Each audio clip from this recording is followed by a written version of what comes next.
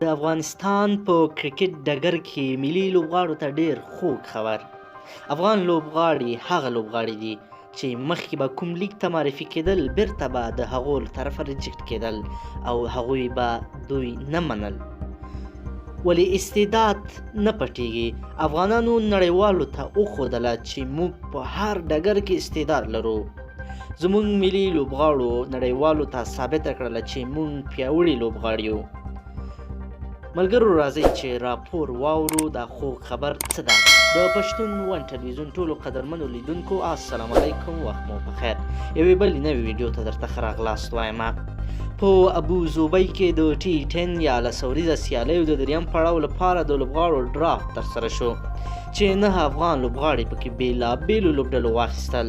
دغه سیالیو ته چې ډېر افغان لوبغاړي په ډرافت کې شامل وو: محمد نبي، قیس احمد، ظاهر خان، حضرت الله زازی، محمد شهزاد، نجیب الله زدران، شاپور زدران، شفیق الله شفاق او کریم جنت د بېلابېلو لوبډلو له لورې واخیستل شول. د ډیلی بولز لوبډلې د افغانستان مخکښ او تجربه لرونکی الراونډر محمد نبي په خپله لوبډله کې شامل کړ.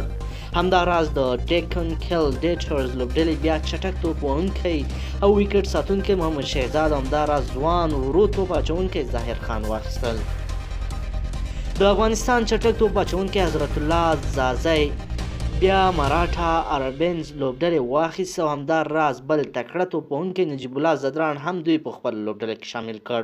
ځوان ورو توپ اچوونکی قیس احمد بیا بنګله ټایګرز ترلاسه کړ او تیز توپ اچوونکی شاپور زدران بیا کرناټکا ټوسکر لوبډلې واخیسته. کرناټکا ټوسکر لوبډلې همداراز چټک توپ وهونکی شفیق الله شفاق هم ترلاسه کړ. کریم جنت چې د شپږیزې کرکټ لیګ په تیره لوبه کې د سپین غر زمریانو پر وړاندې د شپږیزې کرکټ لیګ د تاریخ تر ټولو زیاتې 120 منډې وکړې، په T10 سیالیو کې د نارډرن وایرز لوبډلې واخیست.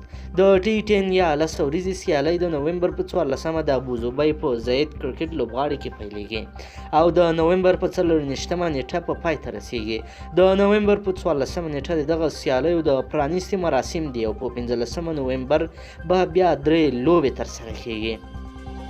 په دغه سیالیو کې مراټا رابنز، نارډرن وایرز، ډیکن ګلټرز، ډیلی بولز، کلینډرز، بنګله ټایګرز، کرناټکا ټوسکرز او همداراز یوه بله لوبډلې هم پکې شته چې اوس ورته یوازې د ټیم 8 لوبډلې نوم ورکړل شوی ده.